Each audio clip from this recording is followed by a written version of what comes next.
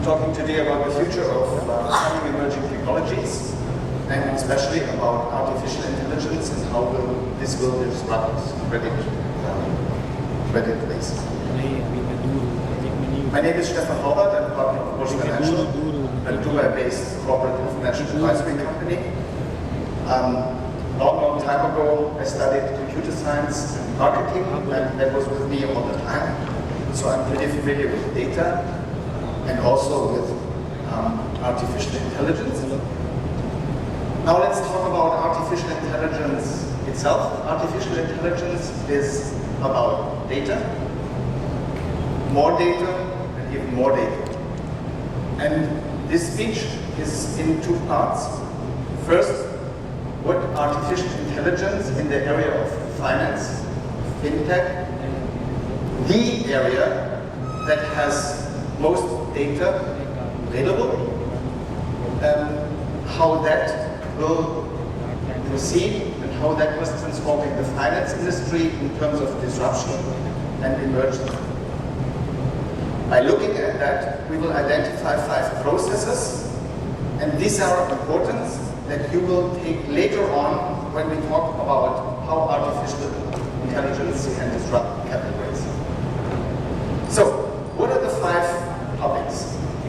This is risk assessment, this is fraud detection, financial advisory services, financial management, and trading. From each of them we will have a small takeaway to build our capital raise AI system. First, risk assessment. Risk assessment, you know, from when you want to have a credit card, they will first look, are you worth it or not? When you want to have a loan or a credit, that is the typical thing for risk assessments. But also, in the last 3 years, risk and opportunity management driven by AI was taking on to support investment decisions. Second is fraud detection. Fraud detection is very easy. That is what a typical banking want to know, is everything going right with the account. Our takeaway for the system of capital raise is here the red flag system. So how to identify potential money laundering, because that is very important when it comes to investments, especially on a global basis. Next thing is financial advisory services. What could be the takeaway there? Financial advisory services, you all know that. You go to the website of your bank and they offer you the next best product which you should take. So it's a kind of robot that makes a decision for you.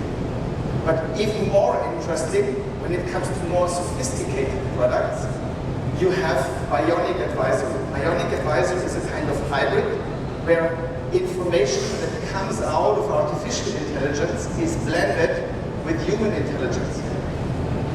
And then financial management. Financial management, these are I would say the software applications that helps you to manage your own finance system. What is there very interesting is how it goes private, how it goes personal, and how it goes individual. And of course, also the watchdog function. So, after this 4, the last one, that is trading. And for trading, I believe that we have the predictive of the future, and that should be mainly accurately. This is where AI is for, and that is where it's used. And some of them have heard about automatic trading systems, how they influence the stocks and the stock market. That happens because these systems make decisions, AI-based decisions in milliseconds. It is all about observing patterns that were there in the past and making suggestions or making a kind of identifying how this pattern will apply in the future. And then we have anomalies. It's also very important to have a look at. Anomalies are, in 2009 we have a banking crisis. Nobody was really predicting it. But an artificial system learns it, takes it on, and will reflect it in the future, at least has learning out of these patterns that they can see what could be or what could happen. Here I said Aladdin. I'm not sure who ever heard about Aladdin from you. It's a computer system. Have you heard about Aladdin? Aladdin is owned by BlackRock. And BlackRock is the largest investment bank or asset management bank system in the world. They have 6.84 trillion US dollars under asset management. That is the number I have found on their publications on their August website. Looking at that, they're sitting at the Wall Street. And is that really interesting where they are at the Wall Street? I bet most of you are from the finance industry or from the tech industry, and you would not go to their system in New York, to the bankers, but to the guys who are sitting in Greenwich, Washington. There is their largest IT system, and they have a huge IT plant that monitors all these assets, all the stock markets, to make decisions. So the takeaway is, it makes sense to have a global view on that. With these takeaways, we know no more about the process. But the next question is, capital raise requires more than just data. When you think about traditional capital raise, you know someone who has a personal relationship with an investment banker or with a family office. You go there, you have the negotiations, and you move on. This is all about existing relationships. It's all about relevant communication to these people, and it's a lot about trust. So, it's about data, as we said before, but also about investor relations. Now the question is, how can AI help us to get these relations? And it starts again with information. And I called it here collective information, just to find a way, because collective information really, it's a huge collection, like you have seen before, and that is what we need. Yeah?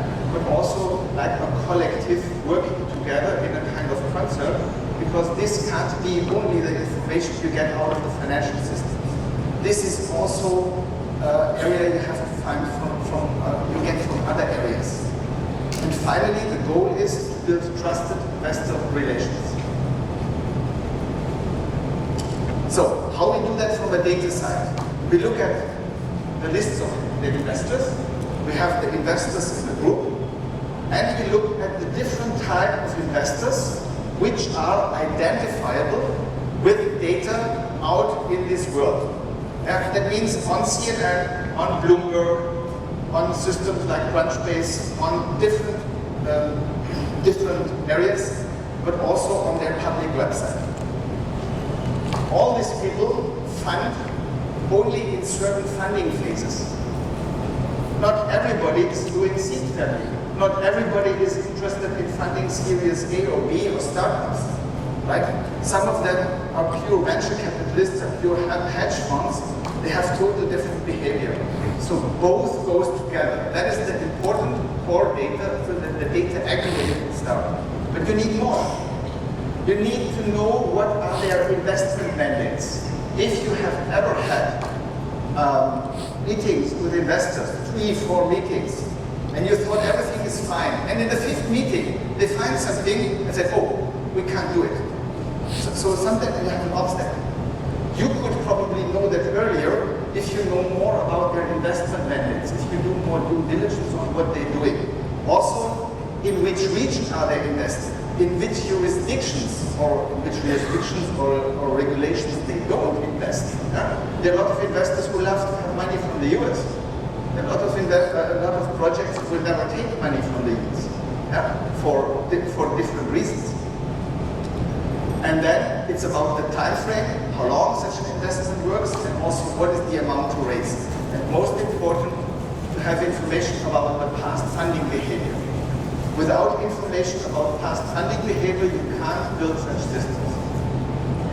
Let me summarize what AI can do. AI can look at investors and investments, can look at past and active investments in this company. You can look at the funding phases they support, most important, the investor mandate, but also, are they lead investors? Are they co-investors? With whom are they investing together? Because even that pattern will help you a lot when you communicate to more people than one. And also the amount they invest, the time frame, as we said before, region, jurisdiction, regulation. So, an AI system, we said before, and like this system from Aladdin, who takes up a lot of data, also this small system takes a lot of data that was available. So we have about 10 years back, typical funding behavior from Europe, North America, South America, and Asia, excluding China. So whatever is available, and all this data was collected to build and to support just the records of the so-called the investors. What is still missing is the relationship. And why? It is because going for an investment is like going for a date. You want to have funding in a short time. That means, let's say, in 3 months, 6 months, you want to have the complete funding done. Yeah? If you think about, you want to date your dream partner, that means you have to get the picture on the mobile phone, including the phone number. You have to be able to call and to get the first date.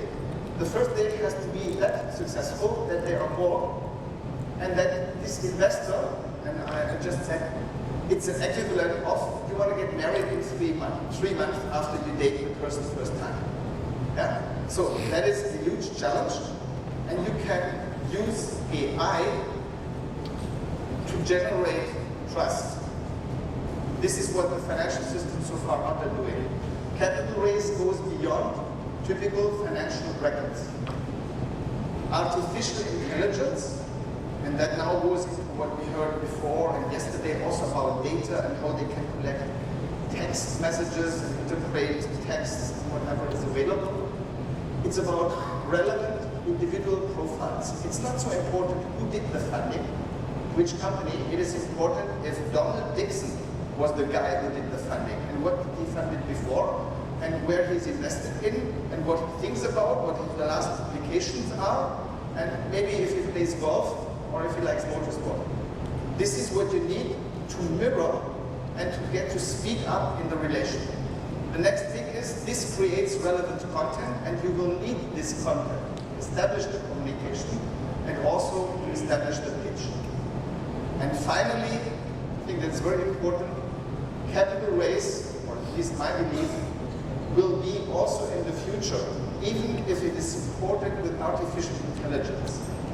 It will still be something that requires human, emotional intelligence. And that is what I said before, we can learn from other processes before, the bionic bots. Driven by AI, receiving a lot of information that helps you to go further, but still blended with human emotional intelligence that is required for closer deal. Because with investments, we don't talk about buying or selling stocks. It is a serious thing, like a marriage that goes on for long. So, let me finalize. I have still 1 minute left. The benefits for the capital raise out of that. With AI, you can see clearer.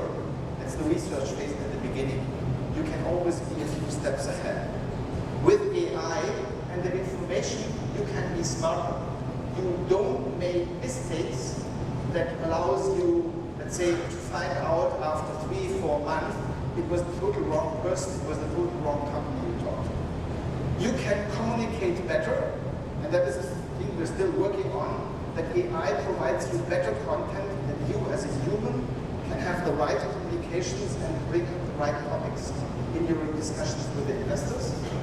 You can contact faster because these systems can help you to stay on track and to send out, also we learned that before, partially automatically written messages, you just have to approve.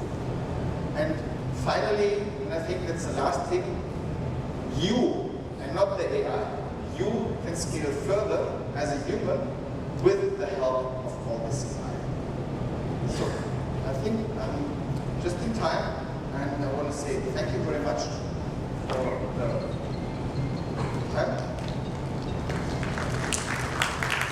Thank you very much, Stephan. Questions? We can take a couple of questions. Yeah, please.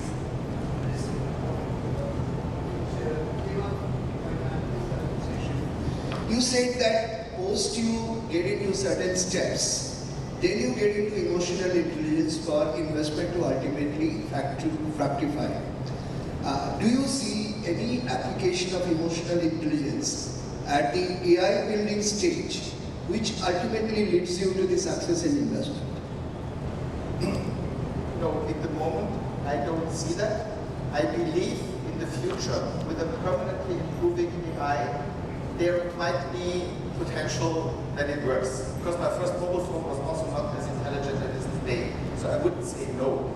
But in the moment, the techniques we're using to do that is what I would say deep learning and partially machine learning, and both can give you information, but are not able to real mirror emotional intelligence. But you see the possibility of that coming into your system in course of time? I think if it will be available at the market, if someone brings up such a solution, because we're about matching financial information, so that is the background where it comes from. And we rely on developers, we rely on companies to come up with such a solution that you can integrate it. But emotional intelligence will always be required for interpreting the data thrown up by, and the information thrown up by AI system, that's right. So yes, it is about the data, and with the help of the data, you can get guided suggestions how you can react. But I believe still it is up to a human person to make the final decision. It will be on both sides a human who will make this matchmaking decision. Yeah? So it can support, and I'm a total believer in technology, but I can't see what we were asking for, that this is available in the nearest future. So, great session, so thank you for the insights provided. So one question on the evolving business models where these investors are actually investing in. So are you looking at that data element, because the trend in the models are actually changing very rapidly in the industry. So what they've invested in the past may not be the same that they want to invest. Exactly, and that is what I said before. The components is about prediction. That is what I came up with the example of Aladdin, which I think it's a fantastic system for existing stock markets. But this system works only with data and is not thinking about the relationships and is not thinking about the trust component that can build within AI. It's very clear, this system has the world as its market, so they don't need a small niche like how you can support capitalists. Thank you very much.